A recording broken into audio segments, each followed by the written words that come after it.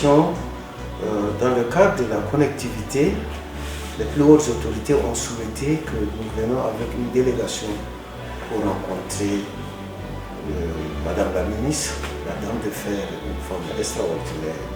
Je lui ai vraiment de le remercier pour son implication, qui nous a permis de travailler jusqu'à tard.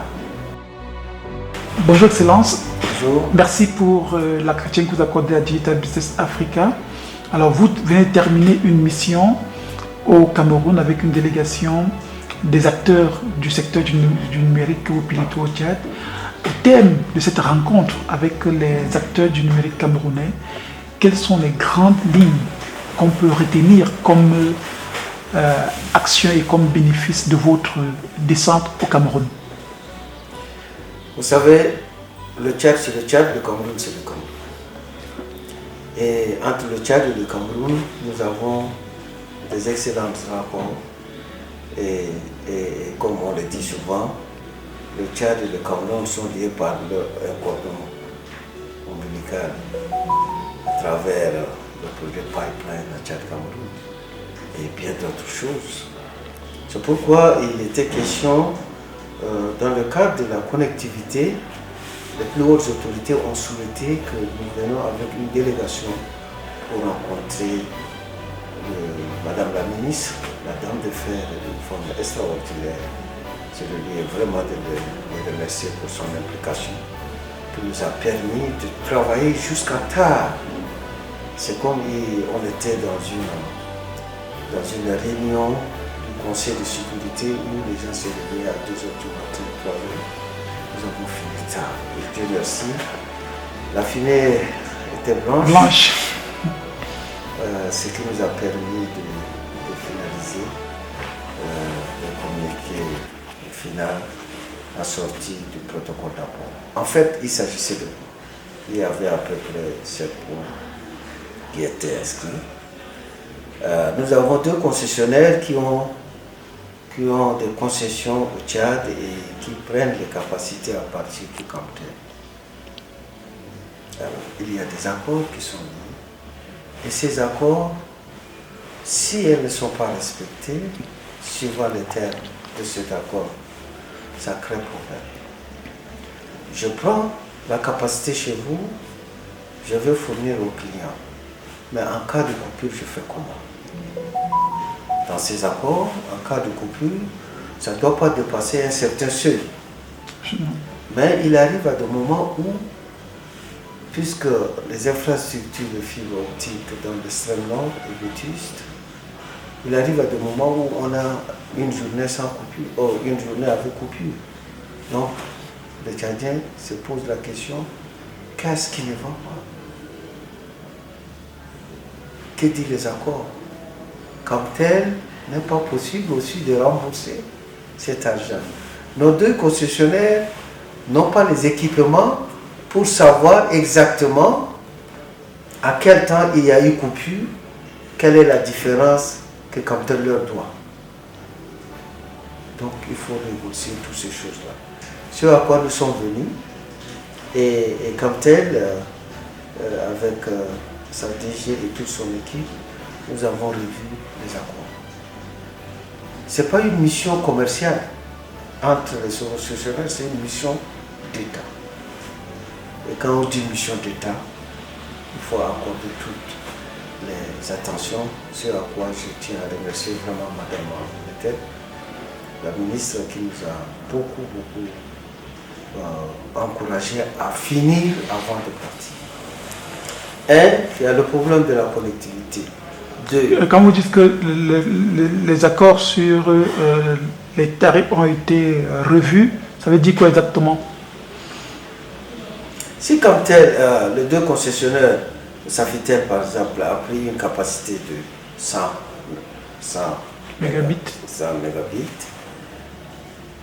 et que de 0 à 100, il y a une fourchette selon le catalogue, et qu'ils n'arrivent peut-être pas à consommer, et que la demande actuelle est assez importante.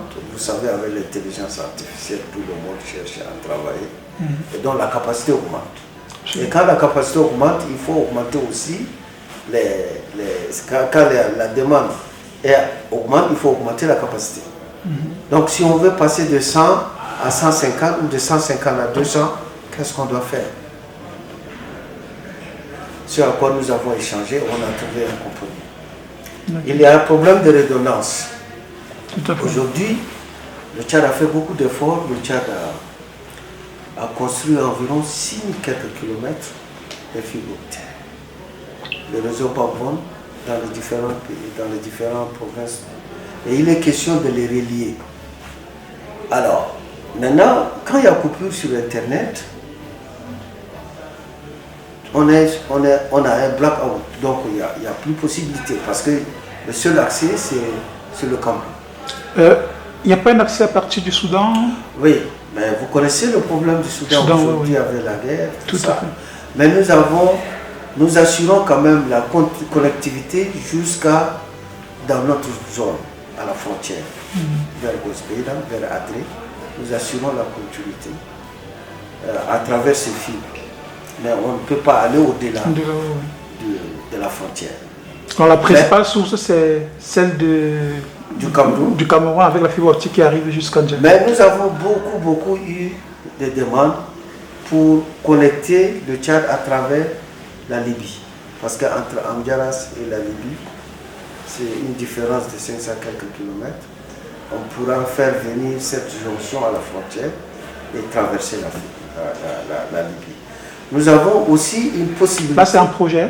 C'est des projets qui sont, je vais dire, au risque de me tromper, ou peut-être, qui sont excités même par la partie libyenne et la partie égyptienne.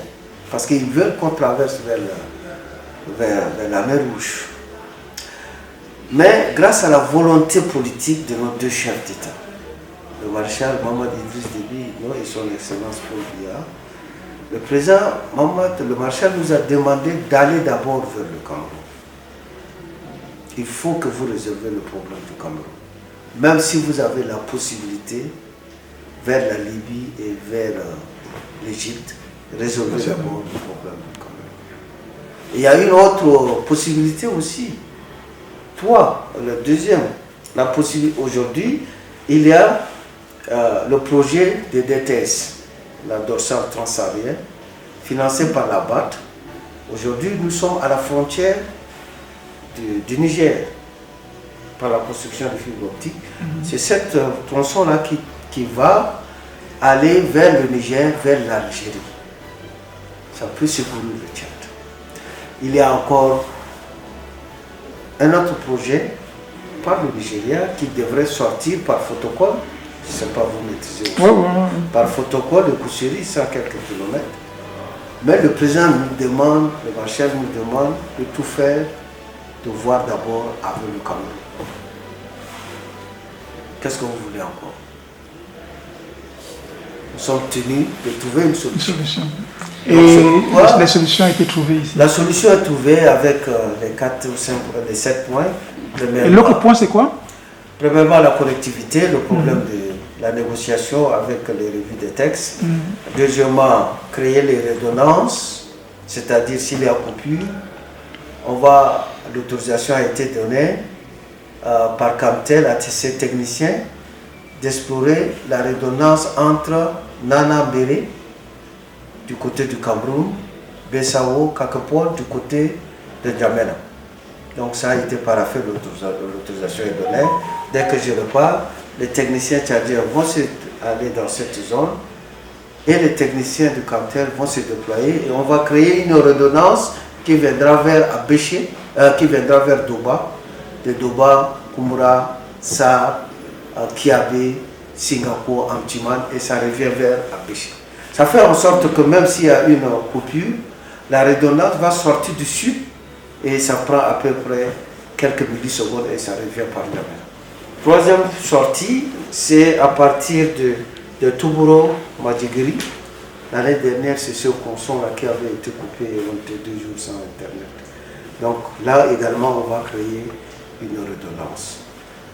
Troisième redondance, c'est à partir de Bongo, Yagua, que Camtel s'est dit disposer également à faciliter ça. Nous avons échangé sur les problèmes des équipements de contrôle. Comme on s'expliquait tout à l'heure, lorsqu'il y a coupure, ça dure combien de temps? Parce qu'il y a un gap de finances. Absolument. Donc il faut qu'il y ait des éléments de contrôle de nos concessionnaires qui vont être posés sur les équipements de capteurs pour compenser ou bien contrôler cette différence-là. Alors, nous avons également échangé sur les dettes de Sotel. Sotel, c'est une société de télécom-capteurs qui a eu des problèmes. Maintenant, nous sommes dans la phase de privatisation. On a ouvert les actions et toutes les dettes vont être reprises par l'État, sur à quoi nous pouvons trouver une solution avec Captel. Il a également été question de tenir règlement entre l'ART et l'ARCEP. Le modèle de l'ARCEP, de l'ART ici, les techniciens sont venus, ils ont échangé avec les techniciens de l'ART. Donc, ils vont essayer de trouver une solution à travers les spectres de fréquences parce qu'à Kousseri, il y a Orange et MTN qui perturbent un peu le réseau tchadien. Et vous savez que dans la lutte contre Boko Haram, nos deux États ont une vision commune. Et aujourd'hui, ces cartes ici utilisées par Orange du Tchad peut servir à faire quelque chose de nocif au Cameroun. Et donc maintenant, il est question de trouver une solution à ça. Je crois, voilà, c'est les différents points, il y a quelques-uns qui ont été soulevés. Mais la ministre également a sollicité à ce que nous puissions animer une conférence. Alors, elle m'a demandé, je suis venu animer une conférence à l'IAI. Ça a été très intéressant et j'ai vu que vraiment les enfants ont hâte de beaucoup parler de l'intelligence artificielle. Ils en ont écouté parler. Ils se sont posé la question comment ils peuvent mettre en pratique leurs connaissances, fabriquer des drones camerounais, fabriquer des drones tchadiens. Cette synergie, j'étais un peu séduit des questions techniques qu'ils posaient et ils se sont inquiétés un peu de manque de documents dans ce domaine de l'intelligence artificielle. Alors, votre message principal à ces jeunes-là, c'était lequel, si on peut le résumer? Bon, c'était le message était qu'ils se fassent confiance, qu'ils fassent confiance aux autorités qui sont en charge de les dispenser de cours, comme les structures. Maintenant, il faut qu'ils se disent que l'intelligence artificielle, c'est bien, mais il appartient à nous de prendre ça, de capitaliser ça, et puis faire quelque chose de performant. Alors, ils ont souhaité que je mette à leur disposition des documentations, parce que j'en ai beaucoup écrit, des livres sur l'intelligence artificielle. Et j'ai promis à Armand, le titulaire de chaire UNESCO, que je pourrais mettre ça à leur disposition. Alors, ce qui les a intéressés, c'est l'intelligence artificielle, son impact dans l'agriculture. Alors, j'ai donné un exemple, vers les années 1960-80 jusqu'à 80, un paysan agricole, quand il prend un hectare de maïs, quand il le laboure, il a environ 800 à 1200 kg par hectare par an. Mais grâce à l'intelligence artificielle aujourd'hui, un hectare, 10 000 mètres carrés, vous êtes autour de 6 000 à 8 000 kg par hectare et par an. Grâce à cette intelligence artificielle, à des technologies performantes, il y a des drones qui vous prédisent ce qui va se passer, qui vous donnent une idée comment vous devez traiter vos plantes,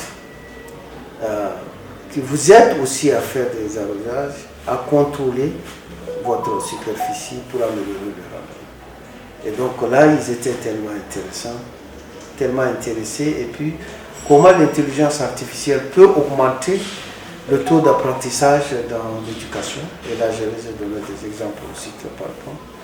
Et je pense que le titulaire de Cher Armand, avec le soutien des autorités camerounaises, sont en train de faire quelque chose dans ce sens. Merci. Alors, Excellence, le président de la République, le maréchal, a une vision en ce qui concerne le numérique, le développement du numérique au Tchad. Quelle est cette vision que vous êtes chargé de mettre en œuvre et comment comptez-vous parvenir à implémenter et concrétiser cette vision? Nous avons une agence de développement de TIC, qui est la DITIC, qui est en charge de faire la vulgarisation de la mise en œuvre de la politique de numérique au Tchad. Cette agence a construit, nous avons 23 provinces, ils ont construit les centres de formation pour le jeu dans 18 provinces déjà. Et bientôt nous allons les accueillir. Et l'objectif dans ce centre, il est question de mettre en place, d'encourager les jeunes à fréquenter ce centre. Et dans ce centre, le problème qui se pose justement, c'est la connectivité. Il faut avoir l'Internet 24 heures sur 24. Ça va amener les jeunes à créer. Et il faut former des startups. Et bientôt, nous allons lancer un programme vacances numériques. Vacances numériques pour un programme de 3 mois. Former au moins 1000 jeunes, 2000, 3000, 4000 jeunes à s'appliquer sur l'outil informatique, le numérique, l'intelligence artificielle. Et l'autre programme du chef de l'État aussi, c'est de former les administrateurs. Il faut les former dans ce domaine à manipuler l'outil informatique et comment le former avec une bonne stratégie. Et vous savez que tout est numérique et grâce à cette volonté de la plus haute autorité, nous avons accordé la licence à Starlink qui permettrait dans des zones isolées que les gens puissent se connecter. Alors justement, comment s'est passé l'accord de la licence avec Starlink? Je vois que ça allait un peu très vite là. Non, pas très vite. L'information circule les gens. Mais les négociations, on dirait au moins oui. Vous savez, c'est ça aussi l'État. L'État, c'est pas dans la rue. L'État, c'est la discrétion. L'État, c'est celui-là qui parle plus, qui surprend. Et c'est comme ça. Et quel est le modèle qui a été arrêté dans votre pays? Parce que c'est un modèle propre à nous. Donc, je pense qu'il frappe aussi à votre porte. Oui, ils sont annoncés en 2026. Voilà, donc vous allez échanger, regarder. Mais j'ai dit à la ministre que nous allons partager certaines informations, comment nous avons fait. Et généralement, quand vous entrez en contact avec le téléphone, les FAI comme les Starlink, vous avez derrière vous aussi, derrière le dos, les opérateurs. Donc, tout à fait. Mais il faut se dire, c'est la concurrence. Absolument. Alors, Excellence, vous êtes également le ministre en charge de la digitalisation. Comment est-ce que les services publics au Tchad sont numérisés? Nous avons lancé un appel d'offres grâce au projet de la Banque mondiale, le projet Patin. Et bientôt, les sélections vont se faire. Et c'est ce cabinet choisi qui nous accompagnera maintenant à digitaliser complètement les services. Mais le ministère des Finances est déjà en avance. Il y a les taxes, il y a la douane, tout est numérisé. Et donc, est-ce que d'après vous, il faut avoir une agence nationale qui est spécialisée dans la digitalisation comme dans d'autres pays, comme par exemple le Rwanda avec Irembo? Mais c'est Irembo qui a été sollicité même à un moment donné. Et nous travaillons avec Irembo. J'ai découvert là-bas des informaticiens, des techniciens, des ingénieurs complets qui est là-bas. Tout à fait. Qui travaillent avec Irembo, je l'ai découvert là-bas. Monsieur Kouchoumi. Merci beaucoup. Merci, Excellence, c'était un plaisir.